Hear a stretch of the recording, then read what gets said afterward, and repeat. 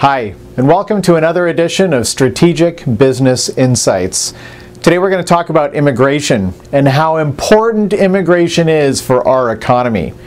Right here in the United States, people seem to hate immigration. People are always critical of immigration. They blame immigration for all kinds of problems, like crime, and they say that immigrants use social services, they use our emergency rooms because they don't have health care, all kinds of problems. And you know what? That's not untrue. It's true.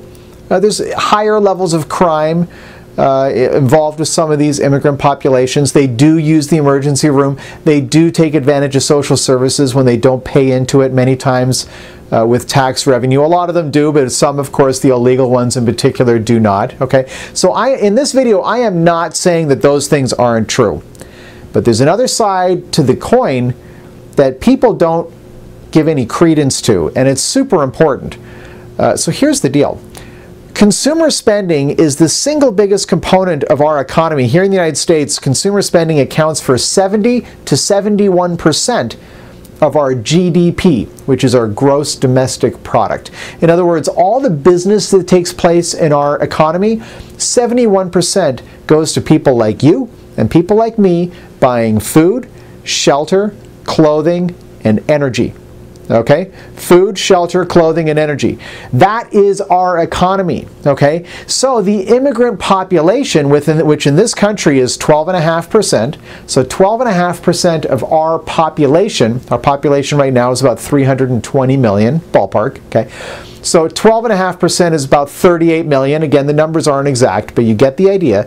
12.5% of our population is immigrants. Okay? And about 11 million are illegal immigrants. So of the 38 million, about 11 million, which is maybe 30% of that population, is illegal. Okay? But the bottom line is, that represents not only 12.5% of our population, but by default, it also represents about 12.5% of our GDP. Right? All of those immigrants, they're all buying what? They're buying food, shelter, clothing, and energy. They're buying gas. They're paying rent somewhere. They're buying food. Granted, some of them may be living at a lower standard of living than some other people. Okay, so maybe it's not 12.5% of our GDP, but only 10% of our GDP. But it's 10% of our GDP. If all of those immigrants left, if we could find a way, let's talk about some of these views of people who hate immigration. If you could get rid of all the immigration in the entire country, just deport the whole group, we would have the biggest recession in American history. Okay? We would have an absolute collapse of our economy because all of a sudden 12.5% of the population who's buying food, shelter, clothing, and energy would just disappear. Okay? So we do not want immigration to go away because it's our GDP. It's our economy is defined by our population. Right? People don't understand that. Population growth is not good for the planet, but it's very good for the economy. It means our economy can grow. Now, if you look at the population of the world between 2010 and 2050, okay, it's a 40-year time span, okay, the world population is going to grow by 34% during that time frame. Okay?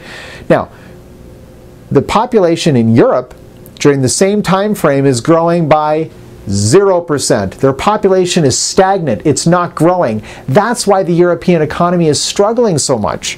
Right? There's other problems like debt and entitlement programs, but the bottom line is that their population isn't growing, which means that their economy isn't growing. That's the major problem. If you look at Russia, between 2010 and 2050, 40 years, okay, their population is shrinking by 12%. It's shrinking by 12%. If Russia didn't have oil in their economy would be cratering between now and 2050. But it gets even worse than that. In Japan, which is the worst case scenario in terms of population, 2010, 2050, their population is shrinking by 17%. 17% their population is going down between now and 2050.